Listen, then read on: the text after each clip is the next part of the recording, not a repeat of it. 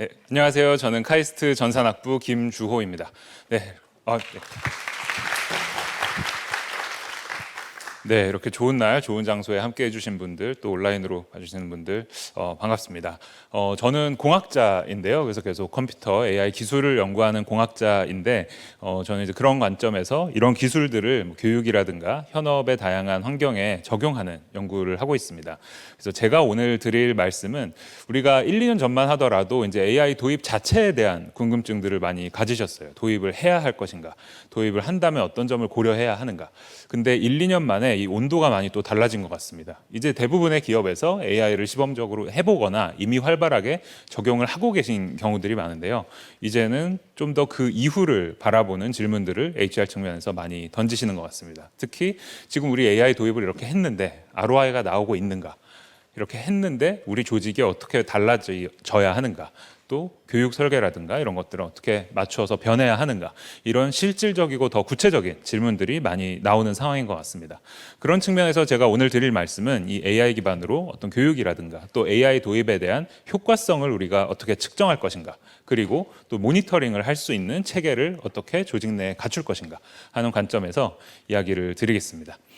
제가 간단한 이제 배경 소개인데요. 뭐 자세한 소개를 드리려고 이제 했다기보다는 이제 계속 이런 공학 연구를 하면서 제가 또 작년에 기업들의 AI의 도입을 돕는 스타트업을 직접 이제 만들어서 국내외 다양한 이제 회사들과 또 협업을 하면서 이런 현업의 소리들을 또 많이 듣고 있습니다. 특히 또 산학 협력 차원에서는 뭐 오픈 AI, 마이크로소프트, 구글 같은 이런 글로벌 AI 회사들과 또 긴밀하게 협업을 하고 있어서 그런 면에서 다양한 또 현장의 목소리를 여기 계신 분들께 공유를 드릴 수 있을 것 같습니다. 일단 오늘 주제랑 관련된 몇 가지 AI 기술 트렌드를 간단히 짚어보겠습니다. 첫 번째는 추론 기술인데요. 우리가 보통 생성형 AI 혹은 거대 언어 모델을 생각하면 보통 챗봇을 떠올리게 되죠. 그리고 우리가 뭔가를 해달라, 뭐 글을 써달라, 이거를 작성해달라, 답을 해달라라고 하면 답을 간단하게 줍니다. 그런데 이제 최근 등장한 이 추론 기술은 거기서 좀 더 나아가서 좀 더 이제 복잡한 작업을 주면 이걸 단계별로 쪼개고 각각에 대한 결과들을 깊이 있게 AI가 스스로 추론을 통해서 답을 만들어내고 이것을 취합해서 답을 줍니다. 그러다 보니까 단답형의 작업 이상의 굉장히 복잡한 현업의 문제들을 풀 수 있게 되는데요. 예를 들면 뭐 수학도 올림피아드 수준의 문제를 풀고, 프로그래밍도 뭐 정보 올림피아드 수준의 문제를 풀고, 과학에 있어서는 박사 수준의 이제 지식을 갖는 굉장히 이제 지능의 끝자락에 와닿는 상황이 됐습니다. 7월 달에 구글 딥마인드에서 발표한 내용인데, 딥띵크라고 하는 이제 최신 추론 모델이 그 국제 수학 올림피아드 이제 금메달을 따는 수준이 되었다. 여러분 이제 그 국제 올림피아드의 경우에는 우리나라에서 이제 수학을 가장 잘하는 고3 학생들 이렇게 나가서 금메달은 뭐 한 해에 뭐 한두 명 이렇게 따는 그런 정도거든요. 그러니까 이제 정말 굉장한 수준에 도달을 했다라고 볼 수가 있고요. 그리고 이제 이런 기술들이 텍스트나 말과 글에만 머무르지 않습니다. 이제는 뭐 영상, 이미지, 그리고 센서, 또 최근 화제가 되는 피지컬 AI, 그죠? 그런 것들은 이제 말과 글을 넘어서서 다양한 종류의 정보를 입력으로 받아들이고 그걸 또 만들어내는 역량을 갖추게 됩니다. 그리고 이제 생성의 가능성이 굉장히 중요한데, 그런 면에서 콘텐츠 생성 툴로서도 굉장한 그 가능성을 보이고 있고, 아마 지금 이제 화면 보시는 분들이 저게 뭔가 지금 하실 것 같은데요. 최근에 나온 오픈 AI의 소라라는 이제 비디오 생성 앱입니다.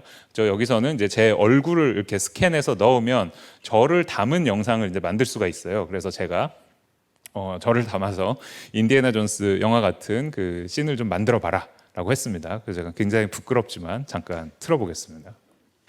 Stop him! Not today. Got you. Ceiling! Time to move. Let's get out of here. 네, 이렇게 큰 화면으로 여러분이 보시니까 굉장히 좀 부끄러운데요. 그러니까 이런 이제 컨텐츠 생성의 가능성이 굉장히 크고, 이런 것들이 점점 더 이제 자연스러워지는 상황이 되는 것 같습니다. 이게 또 업무에도 여러 가지 영향을 미칠 것으로 저는 보고 있고요.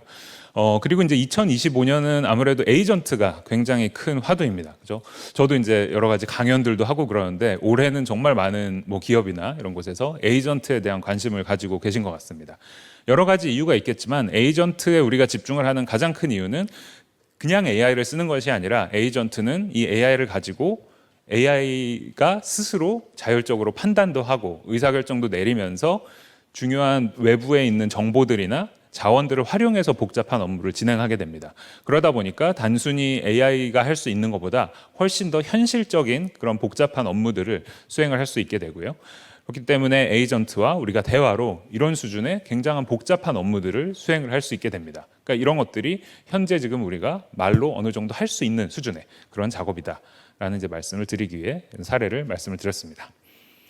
이제 본론으로 들어가서 그러니까 이런 이제 기술 트렌드들을 가지고 이제 많은 기업에서 AI의 도입을 이미 이제 하고 계시거나 아니면 또 고민을 하고 계실 텐데요.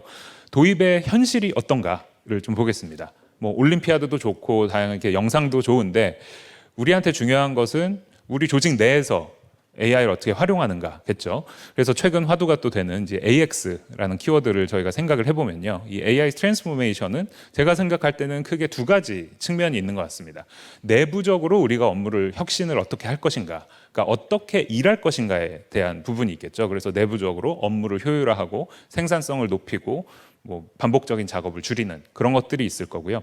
외부 사업 기회도 동시에 생깁니다. 그죠? AI를 통해 제품을 개선하고 또 새로운 시장이 열리고 그러면서 이 양쪽의 고민을 동시에 해야 되기 때문에 저는 AX가 굉장히 어렵다고 생각을 합니다. 근데 또 다르게 생각하면 그렇기 때문에 엄청난 기회가 될 수도 있는 측면이 있는 것 같고요. 그래서 특히 오늘은 이 왼쪽에 있는 내부 업무 혁신 또 AI를 우리 조직에 어떻게 적용할 것인가 측면에서 좀 더 말씀을 드리도록 하겠습니다. 그럼 이제 현실에 또 현업의 업무에서 AI는 현재 어느 정도까지 와 있는가 이런 것들을 이제 분석하는 다양한 연구나 조사 결과들이 발표가 되고 있는데요. 여기 보시는 그 결과의 경우에는 AI가 수행할 수 있는 작업의 복잡도가 현재 어떻게 증가하고 있는지를 이제 계속 측정을 해서 보여주는 지표입니다. 이제 어떻게 이 복잡도를 측정을 하냐면 사람이 혼자 했을 때 얼마나 시간이 걸리는 작업인가 를 보고요. 그게 사람과 비슷한 수준의 작업을 할 수 있으면 AI가 이 작업을 이제 할 수 있다라고 판단을 합니다. 그래서 여기 보시는 것처럼 2022년 말에 이제 챗GPT가 처음 출시가 됐죠. 그때 이제 밑에 돌아가는 기반이 되는 모델이 GPT 3.5라는 모델이었습니다. 그 모델의 경우에는 몇 분 수준이었어요. 그게 무슨 얘기냐면 전문가가 몇 분 정도면 할 만한 일을 AI가 해줄 수 있다. 사람 수준으로 해줄 수 있다. 정도였습니다. 그런데 이제 25년에 여기 제 오른쪽에 있는 게 GPT-5죠. 그러니까 가장 최신 모델을 보면 이제 2시간을 넘어섭니다. 이게 뭐냐면 우리 지식 노동자가 2시간 정도 넘게 걸려서 할 수 있는 일을 이제 AI가 사람 수준으로 한다라는 것입니다. 그래서 굉장히 지금 빠른 변화입니다. 제가 불과 몇 개월 전만 해도 이게 1시간 정도였거든요. 근데 10월 달에 이 수치들이 업데이트가 됐는데 이제 2시간이 넘은 거죠. 결국 이제 속도가 굉장히 중요한데 AI가 수행할 수 있는 작업의 길이가 지금 7개월마다 2배씩 상승합니다.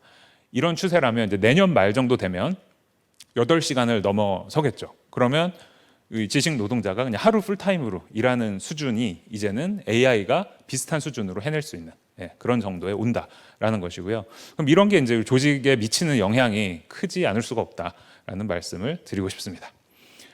그리고 이제 오픈 AI에서도 이런 비슷한 그 벤치마크라고 하죠. 이 측정 매트릭과 실제 결과를 제시를 하는데요. 이 GDPVal이라는 이름의 데이터가 최근에 공개가 됐습니다. 이게 GDPVal이라고 부르는 이유는 경제적으로 이제 가치가 있는 작업에 대해서 AI가 어느 정도 하는지를 보겠다라는 거죠. 그래서 GDP에 가치 있는 그런 작업들을 보겠다라는 겁니다. 그래서 뭐 수학 올림피아드인가 아니면 실험 상황에서 보는 것이 아니라 여기서 보는 것들은 뭐 법률 문서 작성, 엔지니어링 설계, 금융 분석, 뭐 간호 계획서 짜기 이런 이제 현업에서 우리가 정말 할 법한 9개 산업의 44개 직군을 포함해서 이런 이제 AI가 어느 정도 하는지를 봅니다. 그래서 전체를 평균 내서 봤을 때 최신 모델들, 뭐 GPT-5라든가 뭐 클라우드의 최신 모델들 같은 경우에는 전문가 수준에 근접합니다. 여기서도 비슷하게 이 지금 위에 선 그어져 있는 게 이제 50%인데요. 이게 사람이랑 동점일 때 비슷한 수준일 때 50%가 됩니다. 근데 거의 지금 이제 50에 근접을 한 거죠. 그래서 이런 작업들에서도 이제 사람 수준에 도달을 했다라는 것이고, 물론 이제 여기서의 포인트는 사람보다 100배 빠르고 100배 싸게 이 작업을 할 수 있다라는 겁니다. 그러면 이제 결국 우리가 생각해야 될 거는 그럼 이제 업무의 재설계를 고민하지 않을 수가 없는 거죠. 만약에 이런 에이전트를 우리가 업무에 도입을 해서 바로 쓸 수 있는 상황이 되면 기존에 이런 업무를 하던 인력들을 우리가 어떻게 업무 재설계를 통해서 새로운 업무를 어사인을 할 것인가, 이런 고민들을 이제는 실질적으로 해야 할 상황인 것 같습니다. 그리고 역시 이 지표도 굉장히 지금 빠르게 상승을 하고 있습니다. 최근 1년간 성능이 3배 이상 올랐죠. 이게 이제 내후년이 되면 어떻게 될까라는 것은 뭐 굳이 어렵지 않게 이 곡선을 그려볼 수 있을 것 같습니다. 네. 그래서 이런 이제 현업에도 굉장히 이제 의미 있는 수준에 도달을 했다라는 것은 굉장히 고무적인데요. 근데 이제 내막을 들여다보면 속이 그렇게 이렇게 아름답지만은 않습니다. 최근에 제가 이제 영국에 있는 뭐 글로벌 기업의 이제 임원분하고 미팅을 할 일이 있었는데, 그분이 이런 얘기를 하시는 거예요. 우리가 이제 마이크로소프트의 코파일럿 라이센스를 3만 개를 구매를 해서 전 직원한테 이제 쓰도록 했는데, 솔직히 지금 이게 ROI가 나오고 있는지 모르겠다. 라는 거죠. 물론 이제 이 안에서도 통계 지표 같은 것들은 볼 수 있습니다. 그죠? 몇 명의 직원이 얼마나 사용을 하고 이런 것들은 볼 수 있지만, 중요한 것은 그게 그래서 생산성 향상에 지금 도움이 되고 있는지, 직원들은 이걸 써서 업무에 어떻게 활용을 하고 있는지, 이런 것들에 대한 이제 트래킹이 되지 않다 보니까 이 투자를 과연 제대로 했는지에 대한 판단이 굉장히 어렵다라는 이야기를 하시더라고요. 그런 면에서 이제는 성적표가 필요한 때인 것 같습니다. 그죠? 모두가 AI를 외치고, 이사회에서 외치고, 대표님이 외치고, 그래서 이제 도입을 하는 경우들은 이제 많아졌지만, 이제 도입 자체가 중요한 게 아니라 도입으로 인해서 어떤 성과가 나는지를 보고 효과를 어떻게 하면 더 키울 수 있는지, 그리고 이걸 통해서 우리의 현재 업무를 어떻게 재설계할지가 굉장히 중요합니다. 불과 근데 이게 1, 2년 사이에 굉장히 온도차가 생겼다라고 아까도 말씀을 드렸는데요. 저도 이제 이런 뭐 기업에서 강연 같은 것들도 많이 하고 하는데, 기업들이 이제 1, 2년 전만 하더라도 뭐 프롬프트 잘하는 법, 아니면 뭐 AI 도입을 했을 때 우리는 어떤 기대를 해야 하는가, 아니면 AI 기술 현황, 이제 이런 것들에 관심을 많이 가지셨어요. 근데 이제는 이 마이크로소프트에서 프론티어 펌이라는 개념을 올해 이제 소개를 했는데, 이 AI를 정말 내재화한 기업인 거죠. AI의 단순 도입을 넘어서서 AI를 통한 성과도 체계적으로 관리를 하고 전략까지 이제 수립을 하는 그런 수준에 이제 도달한 기업으로 진화를 해야 된다라는 이야기를 이제 하는 거고, 또 많은 기업들이 이제 이런 준비를 해나가실 시점이라고 생각을 합니다. 그런 측면에서 저는 이제 HR 이제 담당자 분들이 이 자리에 아마 많이 계실 텐데, 이제 HR도 이 HAIR의 관점에서 볼 필요가 있다라는 말씀을 드리려고 합니다. 올 초에 그 CES 행사 아시죠? 거기서 엔비디아의 CEO인 젠슨 황이 이제 이런 이야기를 합니다.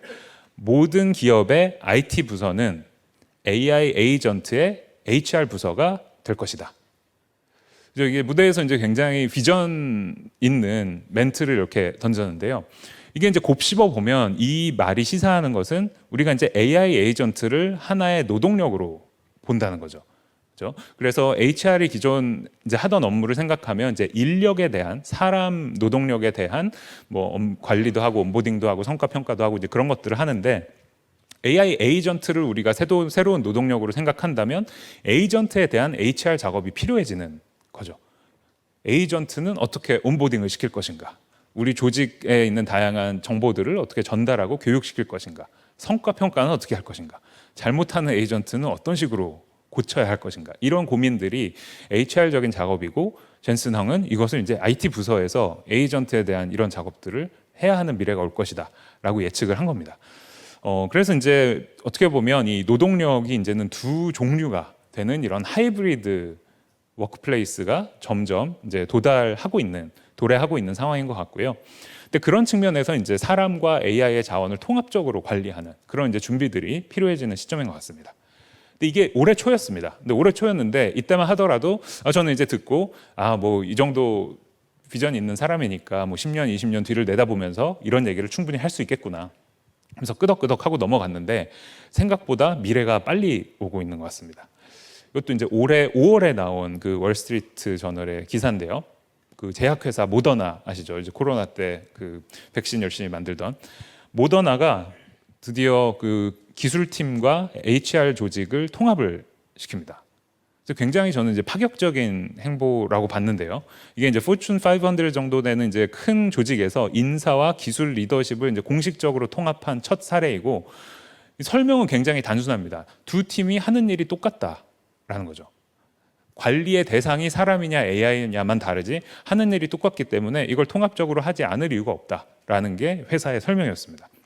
그래서 이 실험이 어떻게 이제 잘 될지는 우리가 좀 더 지켜봐야겠지만, 모더나는 5,000명의 직원과 3,000개의 AI 에이전트가 같이 일하는 이 8,000 유닛의 어떤 노동력이 있는 회사고 이걸 통합적으로 관리해 나간다라는 이제 비전을 가지고 해 나가고 있고요.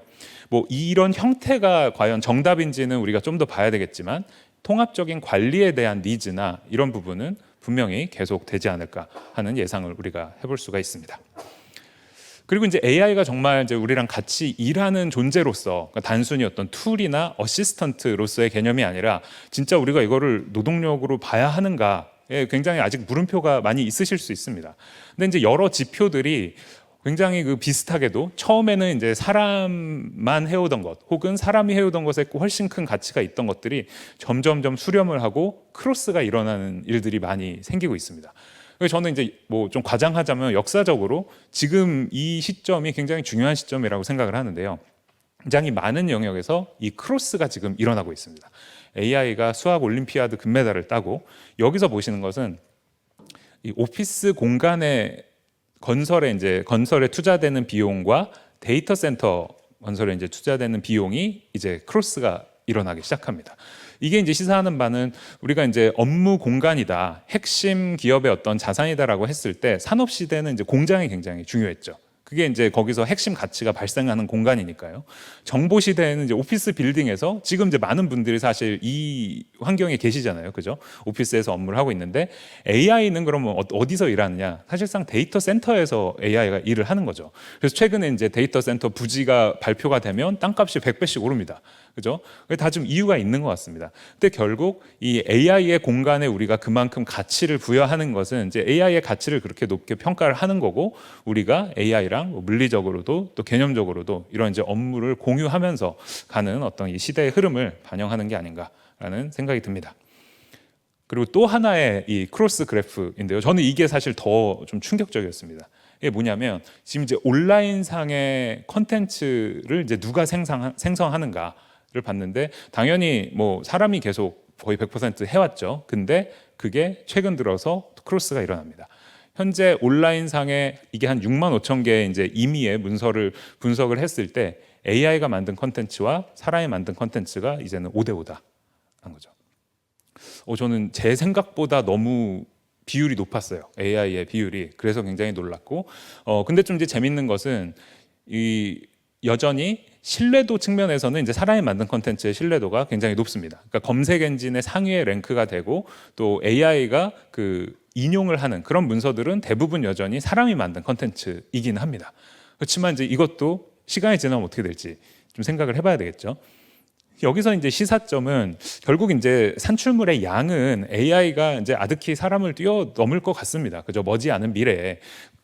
그 크로스는 이제 계속 될 것 같고 그러면 이제 좀 더 양질의 컨텐츠 그 다음에 인간의 경쟁력이 그러면 좀 더 창의적으로 또 비판적으로 컨텐츠를 판단하고 고유의 컨텐츠를 만들어내는 이제 그런 쪽으로 재설계가 되어야 할 것 같고 여기서도 역시 마찬가지로 업무 재설계 그리고 컨텐츠를 또 무비판적으로 업무에 활용하는 이제 그런 부분을 좀 경계하는 이런 시사점들이 있는 것 같습니다. 그리고 실제 그럼 이제 조직들이 어떻게 변해 나가고 있느냐 했을 때 저는 이제 맥킨지의 사례가 좀 주목할 만하다라고 느꼈는데요. 또 이제 올해 8월에 나온 또 월스트리트저널의 기사입니다. 맥킨지의 경우에는 최근 2년 동안 이제 약간 씁쓸하지만 5천 명의 직원을 해고하고 12,000개의 에이전트를 도입했다고 합니다. 그리고 이런 이제 그 에이전트들이 가장 잘하는 일 중에 하나가 글쓰기잖아요. 그래서 이제 맥킨지 같은 경우도 모든 뭐 기획서라든가 발표 자료, 보고서 이런 것들을 이제 넣고 맥킨지 스타일로 이제 글쓰기 에이전트를 만들어서 사내에서 굉장히 이제 적극적으로 활용하고 있다라고 합니다. 그리고 또 하나 주목할 만한 부분은 이제 업무의 유닛 자체가 달라지는 건데요. 보통 이제 컨설팅 프로젝트에 들어가면 이제 리더 한 명에 컨설턴트 4명 정도가 하나의 유닛으로 작업을 한다고 합니다. 해왔다고 합니다. 근데 이제 최근에는 이 컨설턴트가 한두 명 줄어드는 거죠.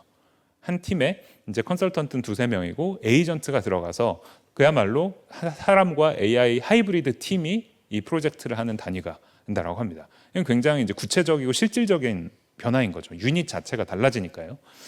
그래서 이제 이런 트랜스포메이션을 하는 이제 그 맥킨지의 리더한테 물어본 거죠. 이런 지금 변화 속에서도 변하지 않는 그런 사람의 가치는 뭐냐? 어떤 역량이 여전히 중요하고 의미 있냐? 물어봤을 때 3가지를 이야기를 하는데요. 하나는 빠른 학습입니다.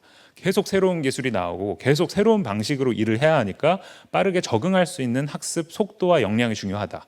그리고 두 번째는 리더십, 세 번째는 협업인데, 리더십 협업의 이제 정의가 단순히 사람에 대한 리더십 협업도 있지만 이제는 AI에 대한 리더십, AI와의 협업을 같이 볼 수 있어야 한다라는 이야기를 합니다. 그래서 이런 가치들을 가지고 기업들이 빠르게 변화해 나가고 있는 상황인 것 같습니다. 그리고 이거는 이제 연구 사례를 하나 보여드릴 텐데요. 이제 스탠포드 연구팀에서 굉장히 재밌는 실험을 했습니다. 아예 연구소를 그냥 에이전트들로만 돌려보면 어떨까? 라고 해서 사람이 근데 없지는 않습니다. 한 명 있는데 사람이 연구소장이에요. 그래서 연구소장은 뭐를 하냐면, 자, 우리 코로나 치료제를 한번 만들어 보자 라고 이제 일을 던져줍니다. 그 역할이 끝입니다. 끝이고 에이전트들이 다 역할을 부여받아요. 그래서 누구는 AI 전문가, 누구는 뭐 합성 전문가, 누구는 실험 전문가, 누구는 평가 전문가, 누구는 감염학 전문가, 면역학 전문가, 이렇게 해가지고 에이전트들끼리 서로 협업을 하면서 일을 합니다. 그리고 심지어 이제 팀 미팅도 해요. 팀 미팅을 하는데 이제 에이전트끼리의 미팅이 상상이 잘 가시나요? 에이전트끼리의 미팅은 1분이면 끝이 난다고 합니다. 왜냐하면 늦게 오는 사람 없고 이상한 소리 하는 사람 없고 들어와서 정보가 심지어 동시에 같이 쏠 수가 있어요. 그죠? 남의 이야기를 기다릴 필요가 없고 정보 공유를 하는 자리이기 때문에 들어와서 자기에게 딱 하면 1분이면 끝이 나는 겁니다. 그러면서 이제 굉장히 효율적으로 어떻게 보면 작업이 진행이 되는 거죠. 그래서 이런 팀이 근데 동작을 하나 했는데 동작을 하더라라는 겁니다. 92종의 나노 항체를 이제 AI가 제안을 했는데 이 중에 2종은 실제 치료제로서의 성능과 가능성을 보였다라는 거죠. 그래서 물론 이제 굉장히 아직은 실험적인 세팅이고 이 그 치료제를 개발하는 가상 연구소라는 하나의 세팅이지만 굉장히 지금 많은 실험들이 일어나고 있습니다. 회사를 재현하는 것, 그다음에 지금 주식 투자 이런 거 굉장히 많이 하고 있어요. 그죠? AI 팀들이 자료 조사하고 투자에 대한 결정 내리고 하는 그런 굉장히 지금 이런 사회 실험들이 활발히 일어나고 있고, 이런 종류의 새로운 형태의 조직들이 머지않아서 굉장히 활발해지지 않을까라는 예측을 우리가 해볼 수가 있습니다. 네, 그런 측면에서 이제 계속 제가 말씀을 드리는 것은 이제 AI가 단순 툴이 아니라 정말 조직의 일원으로 혹은 되게 통합적인 사람과 AI의 이 하나의 축으로 우리가 봐야 한다라는 이야기를 드리고 있는데요. 그래서 이거를 이제 통합적으로 보는 리더십이나 거버넌스가 어떤 형태여야 하는지 우리가 질문을 던져야 할 것이고, 우리가 보통 이제 어떤 뭐 조직이 어떻습니까 하면 조직에 몇 명이 있어요? 이렇게 질문하는 것이 이제 좀 바뀌어야 될 수도 있는 것 같습니다. 에이전트는 몇 개고 사람은 몇 명입니까? 그죠? 그런 식의 이제 이야기들이 점점 더 당연해지는 시대가 될지도 모르겠습니다. 그래서 이제 조직적으로는 이런 고민들을 좀 하실 필요가 있는 것 같아요. 근데 이런 이제 통합적인 이해를 할 수 있는 우리 조직 내 리더는 누구이고 어떤 인력이 이런 일을 하는 것인가? 저는 사실 HR 조직이 HAIR로 진화를 하면서 이런 쪽의 리더십을 가지고 진화를 해나갈 수 있다고 생각을 합니다. 그리고 우리 조직에 수천 수만 개의 에이전트가 어떻게 보면 이제 입사를 할 수가 있는 건데, 이 에이전트들을 어떻게 이제 관리할 것인가? 관리 체계가 이제 필요한 거죠. 어떻게 보면 HR로서는 굉장히 큰 새로운 업무가 주어지는 셈이고, 또 어떻게 보면 굉장한 기회가 될 수 있는 면도 있는 것 같습니다. 그리고 AI와 사람이 협업을 최적화해서 할 수 있는 그런 업무 구조를 우리 조직은 어떻게 갖춰나갈 것인가? 이런 질문들을 이제 현업에서 던지실 필요가 있지 않을까라는 생각을 합니다. 그래서 이제 이런 에이전트들이 업무에 도입이 되고 하면서 이제 실질적인 업무에 이제 활용이 되고 있는데, 그럼 이제 그 효과를 우리가 어떻게 알 것인가? 그러니까 말씀드린 것처럼 이제 ROI가 안 보인다, ROI를 볼 방법이 없다, 이런 이제 문제들이 있기도 하니까요. 그래서 이제 효과를 볼 수 있는 몇 가지 좀 방안을 제가 좀 공유를 드리려고 합니다. 일단 가장 현재 AI가 활발하게 적용이 되고 있는 분야 중에 하나가 이 프로그래밍입니다. 그죠? AI가 코딩을 굉장히 잘해요. 그래서 이 프로그래머들은 이제 AI를 거의 안 쓰는 사람이 없다 할 정도로 활발하게 사용이 되고 있고, 뭐 구글이나 마이크로소프트 이런 데서는 새로 짜는 코드의 지금 뭐 4분의 1, 3분의 1 정도가 이제 AI가 짠 코드다라는 이야기를 CEO들이 하고 있습니다. 그러면 근데 개발 업무에서 실제 AI를 썼을 때 효과가 어떤가? 정말 업무의 시간이 단축이 되는가? 이거를 이제 실험을 한 그 결과가 최근에 발표가 됐는데요. 그래서 이제 이 연구자들이 뭘 했냐면 그 숙련된 개발자들한테 개발 작업을 주고 AI를 쓰거나 안 쓰거나 하는 이제 두 그룹으로 분류를 해서 나눴습니다. 그러면서 AI를 썼을 때 효과를 이제 예측을 하도록 해요. 그래서 처음엔 경제학 전문가들한테 물어봅니다. AI를 썼을 때 시간 단축이 될 것 같나요? 그랬더니 시간이 40%는 단축이 될 것 같다. 그리고 AI 전문가들한테도 물어봤더니 40% 단축이 될 것 같다. 그리고 실험에 오신 분들한테도 물어봅니다. 당신이 AI 쓰면 어떻게 될 것 같냐? 20% 정도 단축될 것 같다. 그래서 전문가들보다 조금 본인이 해야 되니까 약간 보수적으로 이야기를 합니다. 근데 뚜껑을 열어봤더니 시간이 20%가 더 걸립니다. AI를 안 쓸 때보다. 굉장히 충격적인데요, 그죠? 여태까지 AI 장밋빛 미래와는 굉장히 상충되는 결과가 나왔는데, 그래서 여기 보시는 것처럼 이 보라색은 이제 AI를 쓰지 않았을 때입니다. 그러니까 왼쪽은 이제 예측인데요. 예측했을 때 초록색 AI를 쓴 거가 이제 시간이 덜 걸릴 거다라고 다들 예측을 한 거죠. AI를 쓰면 시간이 단축된다. 근데 오른쪽에 보시는 것처럼 뚜껑을 열어보니까 보라색은 처음보다 오히려 시간이 약간 단축되거나 비슷한 수준으로 예측이 대충 맞았는데 AI를 썼을 때는 기대보다 시간이 훨씬 더 걸리더라라는 거고요. 왜 그럴까에 대한 이제 질문을 가지시면서 또 다른 예를 하나 보여드리고 이 얘기로 돌아오겠습니다. 이 소프트웨어 개발 측면에서 이제 생산성을 제대로 좀 측정하고 효과를 측정할 수 있는 그런 모델이나 지표들이 그럼 중요할 텐데요. 특히 또 HR 측면에서 그런 지표들을 활용할 수 있는 가능성이 많으니까요. 이 도라라고 하는 이 그 비영리 단체가 있습니다. 여기는 이제 이런 연구나 이런 지표들을 만들어서 발표를 하는 단체고 이제 구글에서 지원을 하는 단체인데 여기서 이제 최근에 이 AI와 같이 소프트웨어 작업을 하는 상황에서 필요한 역량 지표 이런 모델들을 계속 만들어서 공개를 하고 있습니다. 그래서 이걸 이제 간단하게 소개를 드리려고 하는데요. 이제 AI를 도입했을 때 어떤 지표들이 어떻게 영향을 받는가를 일단 본 겁니다. 근데 여기 이제 보시는 것처럼 이 파란색의 경우에 이제 굉장히 장점, 그러니까 좋은 효과가 났다라는 것들인데 굉장히 좋은 지표들이 많습니다. 그러니까 개인의 어떤 효과성, 효율성, 그다음에 뭐 조직의 퍼포먼스도 올라가고 그 생성되는 코드의 퀄리티도 올라가고 제품의 성과도 올라가고 여러 가지가 좋은데 두 번째 보시는 거가 뭐냐면 소프트웨어 배포의 안정성입니다. 그러니까 배포의 안정성이 떨어진다는 거예요. 그러니까 양질의 코드가 나오고 모든 성과가 좋은데 이 코드가 제품에 들어가서 고객한테 나가는 측면에서는 불안정성이 오히려 높아진다. 굉장히 좀 직관적이지가 않죠. 그리고 이 부분은 굉장히 크리티컬할 수가 있는 거죠. 제품에 직결되는 부분이니까. 그래서 이제 왜 그런지 봤더니 변경 단위가 증가를 합니다. 이게 어떤 얘기냐면요.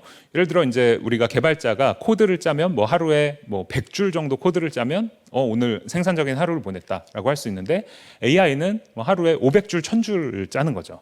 그래서 굉장한 생성 역량을 갖추는데 문제는 변경 단위가 크다 보니까 이걸 그러면 검수하고 테스트하고 제품에 넣는 이 프로세스가 따라오지를 못합니다.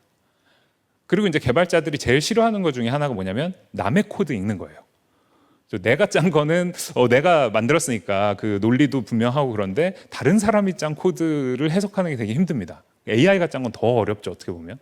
그래서 그러다 보니까 이 코드 속에 들어있는 오류라든가 이런 것들을 발견하기도 굉장히 어렵고 이것들을 제대로 검수하지 않은 채로 제품에 나가다 보니까 통합 같은 것들이 제대로 안 돼서 이 안정성이 떨어지는 이제 이런 문제가 생긴다라는 겁니다.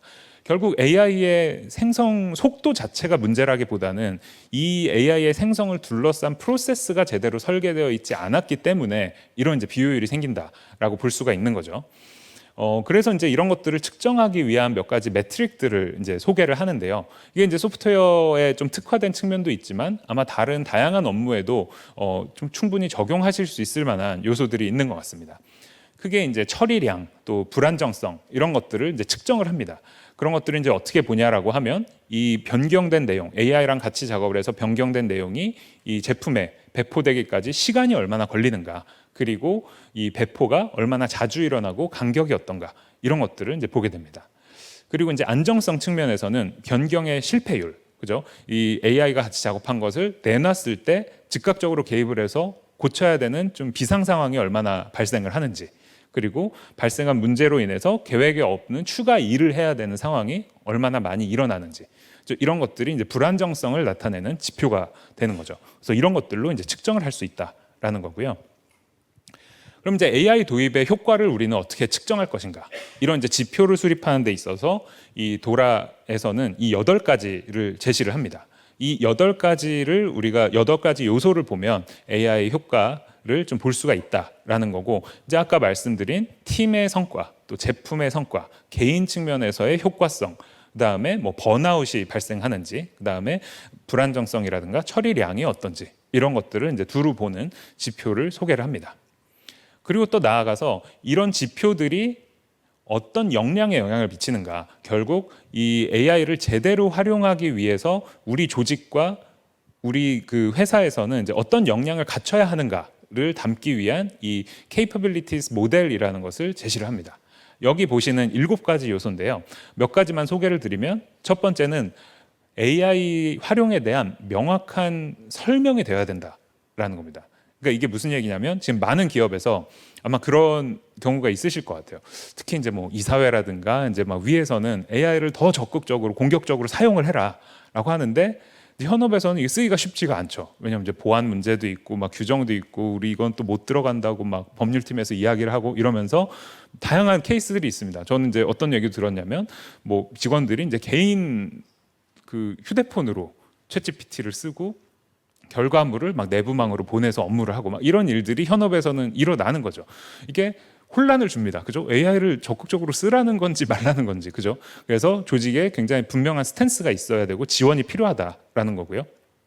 또 데이터에 대한 이 생태계가 갖춰야 되고, AI가 쓸 수 있는 형태로 데이터들이, 내부 데이터들이 포매팅이 되어 있어야 한다라는 겁니다. 우리가 이제 AI를 새로운 노동력으로 생각을 한다면, AI가 예를 들어 입사를 했는데 이 업무 지식을 습득할 수가 없는 상황이 되면 안 되는 거죠. 그러니까 우리 조직의 이 다양한 데이터들이 AI 친화적인가에 대한 검토를 또 하실 필요가 있습니다. 그리고 이제 작은 단위의 일을 하는 거, 그죠? 아까 이제 AI는 워낙 큰 단위로 막 일들을 할 수 있기 때문에 이런 것들을 퀄리티 측면에서 잘 챙기는 그런 것들이 중요하다라는 거고요. 근데 이제 이런 역량 지표들을 총 7개를 발표를 했는데, 얘네들이 전반적으로 이야기를 하는 것은 개인 차원의 역량보다 이 조직이라든가 문화 측면의 것들이 더 많은 겁니다.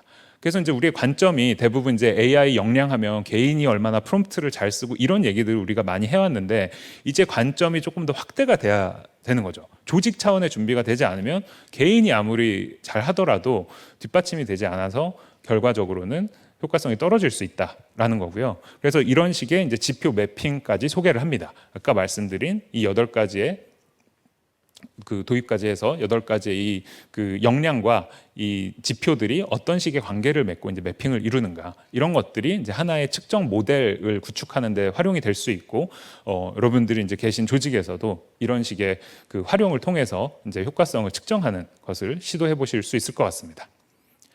그래서 말씀드린 것처럼 개인의 속도나 작업의 효율은 올라갈 수 있지만, 조직 차원에서 뭐 제품 차원에서의 효율성이 오히려 떨어지는 문제들이 생길 수 있고, 그것은 기술이 아닌 어떤 프로세스나 준비에 대한 문제일 수가 있다라는 겁니다. 그리고 많은 경우에 우리가 단기적인 생산성을 보다 보니까 장기적인 어떤 이 성장의 동력을 잃는 경우도 생깁니다. 그래서 이것들을 어떻게 봐야 할 것인가를 가지고 이제 다음 이야기를 해보겠습니다. 이제 우리가 생산성을 이야기를 많이 하는데, 결국 생산성도 있지만 이 작업을 하는 개개인들의 이제 역량, 스킬에 대한 부분도 좀 같이 볼 필요가 있는데요.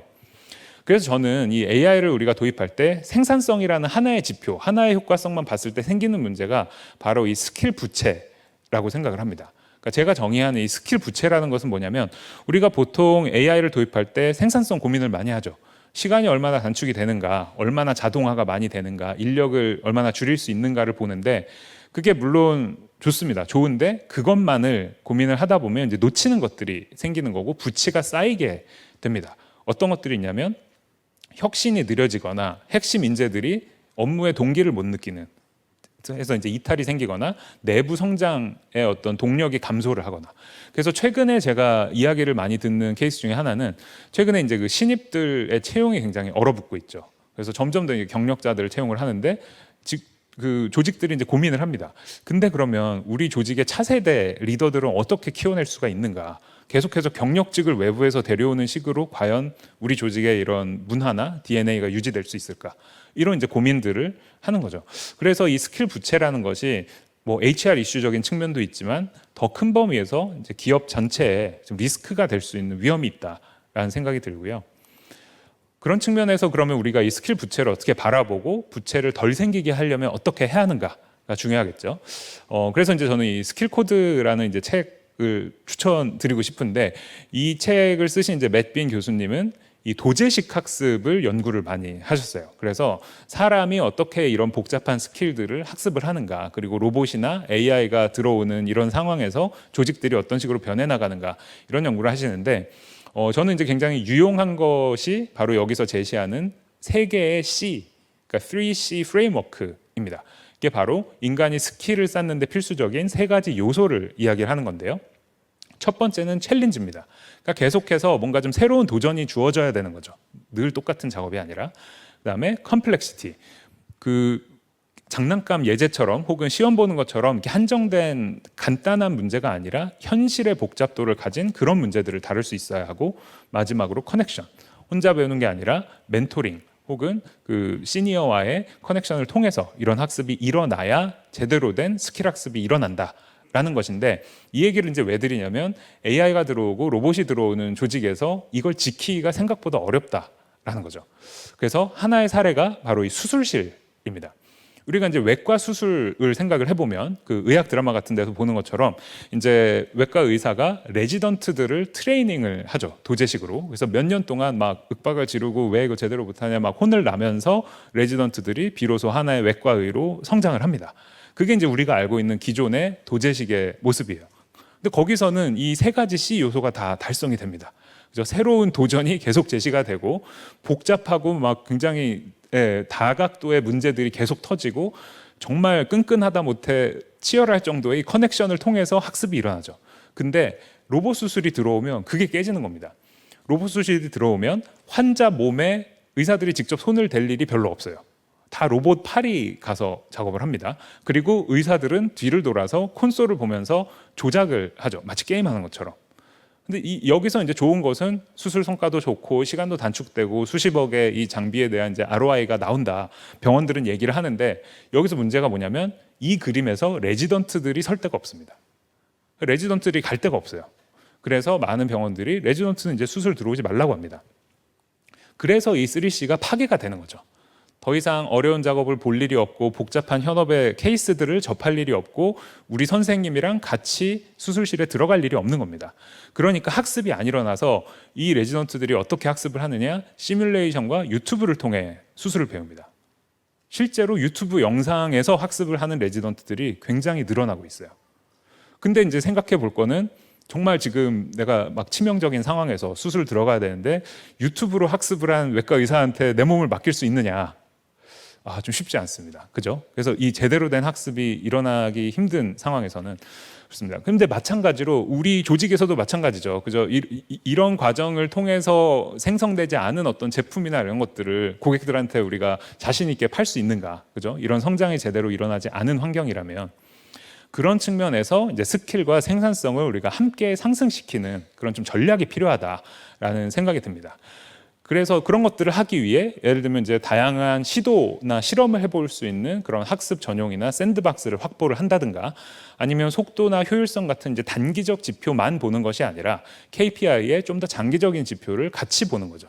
특히 또 개인의 성장이 일어나는지 이런 요소들을 계속 보는 것. 그다음에 또 전문가, 시니어, 주니어, 그다음에 그 전문가, 초보자 간의 협업이라든가 그 커넥션이 일어날 수 있는 환경을 구축하는 것. 이런 것들을 같이 고민하는 것이 필요한 것 같습니다. 그래서 이제 이런 그 조직들이 그 스킬의 격차가 점점 커지는 또 하나의 이유는 정말 이 돈 때문이죠. 어떻게 보면. 그리고 효율 때문인데 그래서 그러다 보니까 AI 막 붐이 일고 그 특히 이제 그 테크 회사들이 계속 성장을 하는 와중에도 이 신입 개발자 채용은 계속 줄고 있습니다. 그렇죠? 시니어 개발자 채용은 계속 늘고 있지만 그래서 이제 여기 맨 왼쪽에 보시는 이 신입에 대한 니즈가 점점 줄어들고 있고 이런 것에 대한 이제 분석을 한 뉴욕타임즈의 기사도 최근에 나왔습니다. 기업들이 결국 신입 대신 AI를 채용하고 싶어 한다라는 거죠. 신입이 할 만한 다양한 반복적인 작업은 AI를 통해 하거나 아니면 시니어들이 기존보다 더 많은 일을 효율적으로 하니까 신입들이 할 만한 일까지 AI를 데리고 시니어들이 하도록 하거나 하는 경우들이 많아진다라는 겁니다. 그리고 이제 또 하나 저는 약간 이제 심리적이기도 하면서 굉장히 의미가 있다고 생각하는 거는 당장 근데 일자리가 사라지거나 당장 자동화가 일어나지 않는 상황에서도 기대감 때문에 조직에서 교육이나 신입에 대한 투자를 안 하려고 한다라는 거죠. 이거 지금 했는데 내년 되면 이거 혹시 자동화 되는 거 아니야? 이런 지금 인식들을 갖기 때문에 점점 더 얼어붙는 상황이 되고 있다라는 거고요. 그러니까 이런 것들이 이제 앞으로 HR 전략 측면에서도 시사하는 바가 많은 기사인 것 같습니다. 그래서 이제 이런 좀 비관적인 약간은 좀 우울한 말씀도 드렸는데 그런 측면에서 이제 각 조직에서 조금 더 이제 구체적으로 이 AI 도입에 대한 우리 조직 내에 어떤 스킬에 대한 임팩트, 생산성에 대한 임팩트에 대한 분석을 하실 필요가 있다고 생각을 합니다. 그리고 이제 제가 만든 이제 스타트업에서 이런 분석을 하는 엔진을 만들어서 하고 있는데 최근에 이제 미국의 모 빅테크 기업하고 같이 일을 했습니다. 근데 이 기업은 이제 개발자만 7만 명이 근무를 하는 굉장히 큰 회사인데요. 이 기업의 이제 CEO가 저희한테 주문을 한 것은 직급이랑 직군별로 AI가 전면 도입된다고 했을 때 이 스킬에 대한 임팩트가 어떻게 되고 생산성에 대한 임팩트가 어떻게 되는지 분석을 해라 라는 이제 주문을 저희한테 해서 저희가 이제 이런 분석을 한 겁니다. 여기 이제 실제 숫자는 저희가 이제 임의로 좀 가짜 숫자를 이제 넣어놨고요. 이제 이런 것들을 통해서 볼 수 있는 것은 우리가 이제 업무라는 것이 이제 업무 분석을 해보면 소프트웨어 개발이라는 게 하나의 업무가 아니죠. 그 안에 보면 다양한 프로세스들이 있고 수십 수백 개의 단위 업무들이 존재합니다. 그리고 각 업무마다 사실은 AI에 대한 영향성이 달라질 수가 있는 거죠. 그래서 그런 단위에서의 분석이 필요하고 그래서 이제 이런 분석을 해보면 여기 보시는 그래프는 X축은 뭐냐면요. 이 작업을 통해 얼마나 학습이 일어날 수 있는가. 이 작업의 고유한 특성 때문에. 그러니까 예를 들면 우리 조직의 굉장히 코어에 있는 작업들은 학습의 가능성이 굉장히 높은 거죠. 그런가 하면 되게 단순 반복적인 어떤 행정 작업을 하거나 이런 것들은 또 어떻게 보면 그런 것들이 굉장히 낮은 작업이라고 볼 수 있고요. 그다음에 Y축은 AI를 사용했을 때 그 업무의 스킬 역량이 얼마나 영향을 받느냐입니다. 그래서 이런 식의 이제 분석을 해보면 알 수 있는 것은 오른쪽 아래 보시는 게 이제 가장 위험한 부분이에요. 뭐냐면 얘는 지금 우리 조직에서 굉장히 중요한 역량 향상에 도움이 되는 작업인데 AI가 이걸 굉장히 잘하기 때문에 AI가 이 역량을 갉아먹게 된다라는 거죠. 그럼 이런 작업들은 지금 자동화를 오히려 안 하는 게 사실은 더 나은 선택일 수도 있고 아니면 이걸 하더라도 업무 재설계가 빨리 들어가야 이 역량의 손실을 막을 수가 있다. 라는 겁니다. 그리고 이 왼쪽에 있는 것은 이 원래 애초에 그렇게 학습의 가치가 크지 않은 작업이고 AI가 들어온다고 해서도 큰 변화가 없다라는 거죠. 이런 것들은 또 더 적극적으로 자동화를 해야 되는 작업이라고 볼 수가 있는 거죠. 그러니까 이런 식의 분석을 통해서 우리가 보다 구체적인 이제 액션을 좀 수립할 수 있게 되는 것 같습니다. 그래서 이제 이런 식의 분석을 각 조직에서 업무에 대해서 스킬과 프로덕티비티 측면에서 고민을 해보실 수 있을 것 같습니다. 그럼 이제 우리 조직은 어떨까 봤을 때 모두가 위기라는 생각이 들긴 합니다. 주니어는 성장의 길이 안 보여서 위기고 그런가 하면 시니어가 안전하냐 봤는데 또 많은 연구에서 나오는 게 중간 관리자가 더 위험하다. 막 이런 연구들이 또 많이 나오거든요. 그리고 이게 조직마다 직군마다 직급마다 굉장히 차이가 납니다. 그런 스킬의 격차가 벌어지기가 굉장히 쉽고 그리고 실제 사람들이 AI를 활용하는 양상을 저희가 그 디테일한 데이터를 요즘에 많이 보고 있는데 정말 천차만별입니다.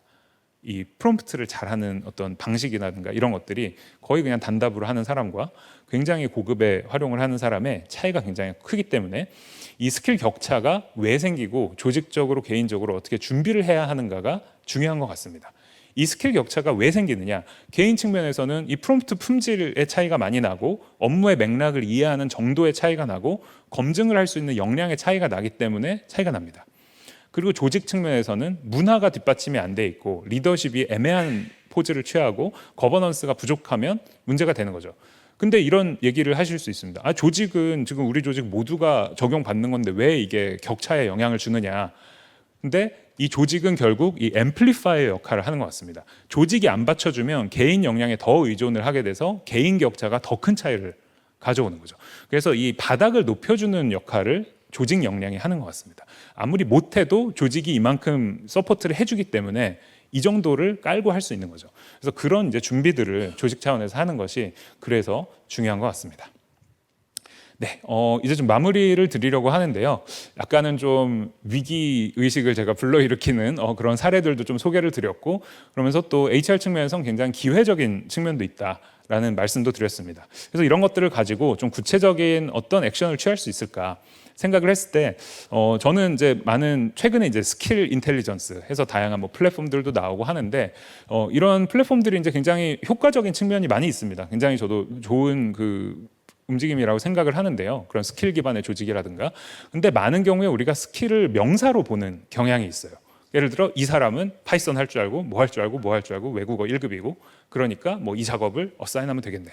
근데 이런 것들이 뭐 나쁘지는 않은데 사실 현업에서의 우리가 하는 일들은 태스크들이 프로세스 안에 들어있고 이거를 연속적으로 해나가면서 동사처럼 문제 상황에서 나의 스킬을 적용을 해서 이런 솔루션까지 도출을 하고 이것들이 계속 체인이 되어 있는데 이걸 동사 관점에서 보아야 하지 않느냐라는 생각이 들고요. 그렇기 때문에 이 업무의 전체적인 우리가 지도를 그려놓고 이런 적용을 하는 것이 필요하다는 생각이 듭니다.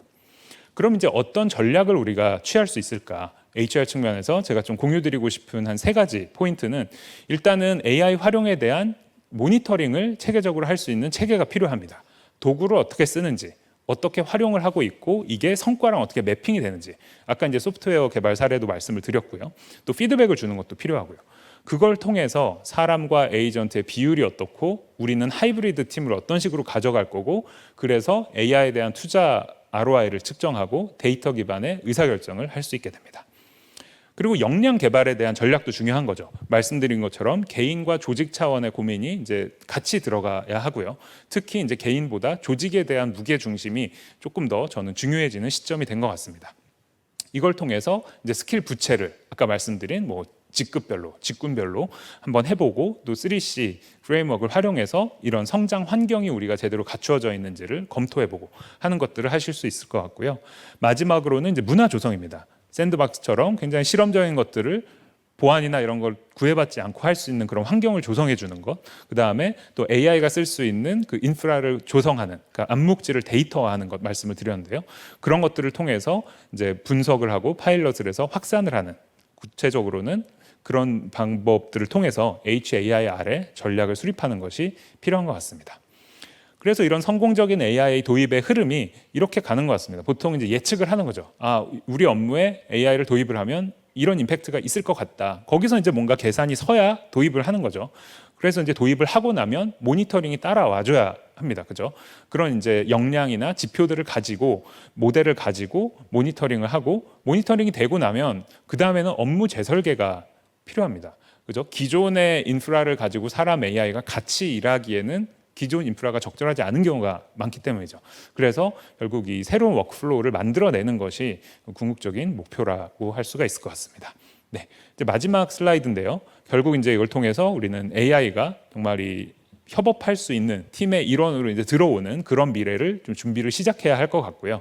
말씀드린 대로 조직이나 협업 차원의 지표를 수립하고 여기에 대한 준비를 이제는 하는 것이 필요하다라는 거고 우리 조직이 그래서 AI를 어떻게 쓰고 있는가 우리의 성장의 역량을 갉아먹는 그냥 빨리 일만 끝내기 위한 정답 검색기로 이걸 쓰고 있는지 아니면 어떤 성장의 파트너로 이걸 쓰고 있는지를 물어볼 필요가 있고 프롬프트보다는 이 프로세스를 고민하고 속도보다는 검증을 고민하고 단기 생산성보다는 스킬의 성장을 고민하는 이제 그런 HR 측면의 고민이 필요한 것 같습니다. 그래서 AI 학습의 생태계를 설계를 하시면서 이런 모니터링, 교육 기획, 프로세스 개선, 문화 조성 이런 부분들을 유념하셔서 효과적인 조직만의 전략을 수립하시면 좋겠습니다. 네, 제가 준비한 내용 여기까지입니다. 감사합니다.